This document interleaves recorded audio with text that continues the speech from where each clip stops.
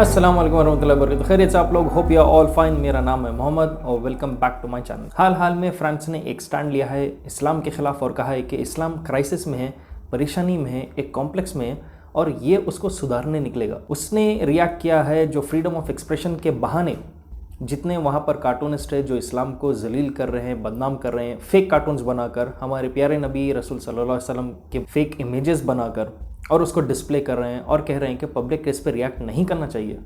और पब्लिक के जब गुस्से का रिएक्शन उस पर आ रहा है तो वह कह रहे हैं कि ये तुम लोग इंटॉलरेंट है। तो इसी चीज़ को रिएक्ट कई सारे लोगों ने किया और अभी रिसेंटली MMA के नंबर 1 जिनका नाम है हबीब नूरमगोमेदोव, इसने भी इंस्टाग्राम पर बहुत गुस्से से एक इंस्टाग्राम पर पोस्ट डाला है फ्रांस का प्रेसिडेंट मैक्रोन के खिलाफ। तो देखते हैं कि हबीब ने क्या कहा और क्यों हबीब का इस वक्त माने रखता है और बाकी के दूसरे लोग भी कैसे रिएक्ट कर रहे हैं इसको आहिस्ता आहिस्ता प्रेसिडेंट के खिलाफ। UFC फाइटर हबीब नूरमगोमेदोव, इन्होंने रिसेंटली 29 मैचेस का स्ट्रीक कंटिन्यूस जीता, 29-0 इनका रिकॉर्ड था और इसने अपना रिटायरमेंट अनाउंस कर दिया जो अनएक्सपेक्टेड था दुनिया में, क्योंकि वो अभी पीक पे अपने करियर के था। फ्रांस का जो प्रेसिडेंट मैक्रोन वो कुछ ज़्यादा ही anti Muslim, anti Islamic statements दे रहा है और फ्रांस में आप देख सकते हैं कि एक अजीब किस्म का फ्रीडम ऑफ एक्सप्रेशन स्टार्ट हो चुका है जो कई अरसे से चले आता, लेकिन अब ये लोग फिर से उसको रिवाइव कर रहे हैं। या हो सकता है ये एक पॉलिटिकल मूव है या फ्रांस का प्रेसिडेंट जो है मेंटल उसका कुछ प्रॉब्लम है या वो कंप्लीटली इस्लामोफोबिक है। मैंने रिसेंट एक वीडियो में भी बताया था कि कैसे उसके कनेक्शंस कुछ हायर एलिट्स के साथ है जो पब्लिक को पता नहीं था। हबीब ने अपने इंस्टाग्राम पर एक पोस्ट डाला है जिस पर फ्रांस के प्रेसिडेंट मैक्रोन के मुंह पर जूते का निशान है। कई सारे पोस्टर्स पे देख रहे हैं, कई सारे लोग प्रोटेस्ट में यही फोटो को यूज कर रहे हैं जहां पर प्रेसिडेंट के मुंह पर एक जूता है और एक स्ट्रॉन्ग मैसेज उसके साथ हबीब ने इंस्टाग्राम में लिखा, अल्लाह इस आदमी को और उसके फॉलोअर्स को, जितने भी उसके आइडियोलॉजी को फॉलो कर रहे हैं, इन सबको बर्बाद कर दें जो फ्रीडम ऑफ स्पीच के बहाने मुस्लिम्स को बहुत ऑफेंड कर रहे हैं और उनके फीलिंग्स को हर्ट कर रहे हैं। और अल्लाह उनको जलील करे इस दुनिया में और आखिरत में, मतलब कि मरने के बाद की जो जिंदगी रहेगी। और अल्लाह अपने हिसाब किताब में बहुत तेज रहते हैं और इंशाल्लाह ये चीज देखोगे भी तुम। हम मुसलमान हैं, हम बहुत चाहते हैं हमारे प्यारे नबी रसूल सल्लल्लाहु अलैहि वसल्लम को हमारे वालिद वालदा से, हमारी औलाद से, हमारी बीवी से और जितने भी हमारे करीब लोग हैं, इन सबसे ज्यादा हम हमारे रसूल को चाहते हैं। और इंशाल्लाह ये जितने भी हम पर वार कर रहे हैं खिलाफ हमारे रसूल के ऊपर, इसका बदला इंशाल्लाह वापस आएगा। और देखते देखते हबीब के इस पोस्ट पर तकरीबन 2.5 मिलियन से ज्यादा लाइक्स आ चुके हैं और बहुत सारे लोग ने इस चीज का सपोर्ट किया। हबीब ने ये स्टेटमेंट क्यों सडनली दिया? क्योंकि फ्रांस का जो प्रेसिडेंट है मैक्रोन वो एक सडन एंटी इस्लामिक स्टैंड लेना स्टार्ट किया। एक्चुअल में ये इनके दिल में बहुत पहले से था।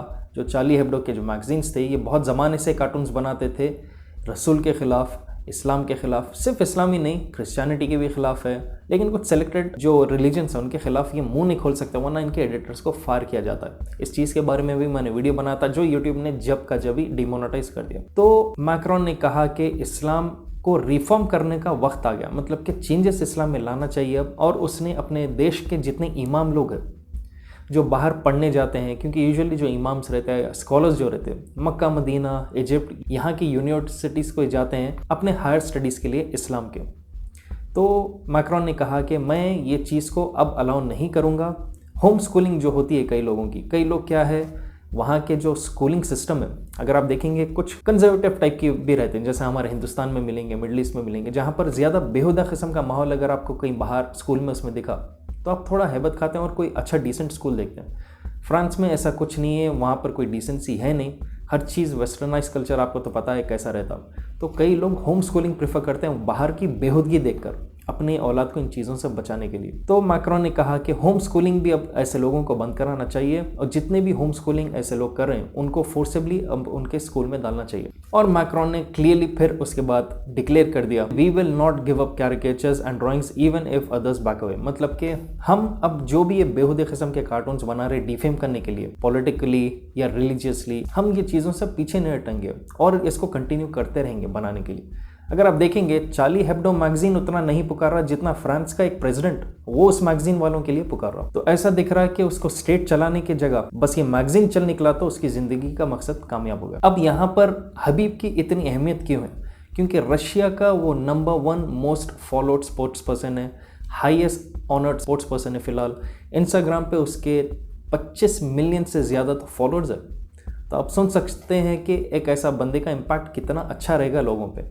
और वो मशहूर है कि वो हिर्स में नहीं जाता, वो पैसों के लिए सिर्फ नहीं लड़ता, कोई भी रिलीजन के रहो वो अपने ओपोनेंट्स को रिस्पेक्ट करता है। सिर्फ कॉनर ने उसके वालिद को गाली दी थी, इस्लाम को गाली दी थी, तो उसने कॉनर मैग्रेगर के खिलाफ बहुत ज़्यादा जमकर लड़ा था। बाकी के आप रिसेंट जैसे मैचेस देख सकते हैं, वो रिस्पेक्ट करता है हर एक को। तो अगर उसको किसी के खिलाफ गुस्सा आ रहा है तो कोई ना कोई लॉजिकल बात तो होगी इसमें।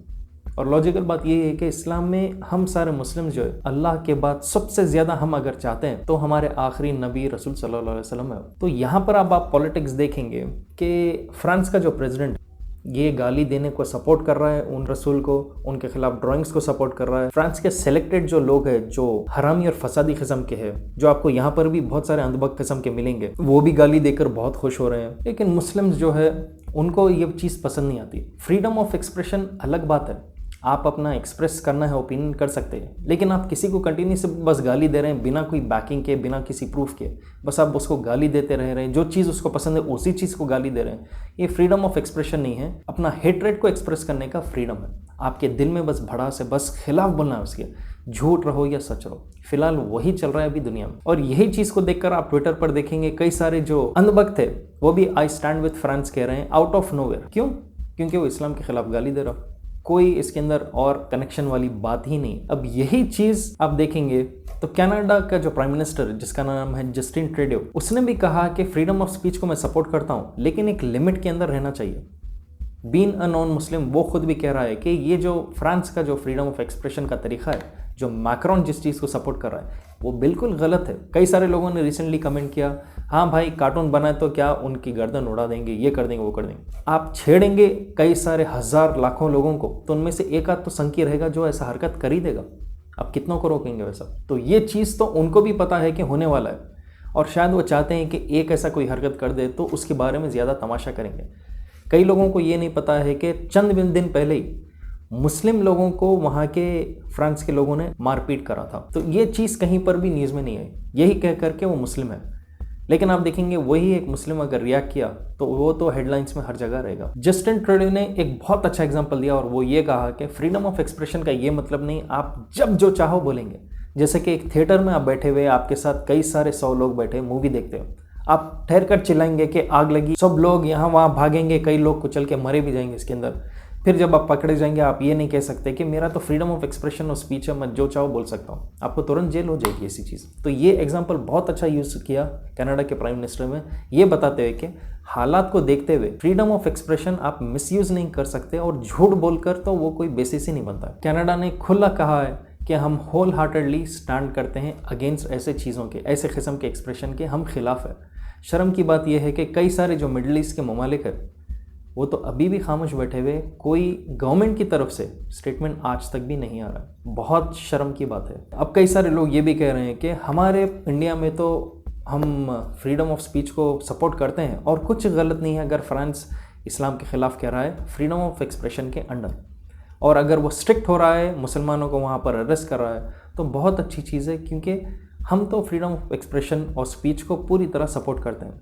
ये वही लोग हैं जो अमेज़ॉन पर अगर हिंदू गॉड्स के मैट्स पर, कपड़ों पर, हमाम के जो सामान है उस पर प्रिंट करके जब बेचा गया था, ये वही लोग हैं जो बॉयकॉट अमेज़ॉन ट्रेंड स्टार्ट किए थे।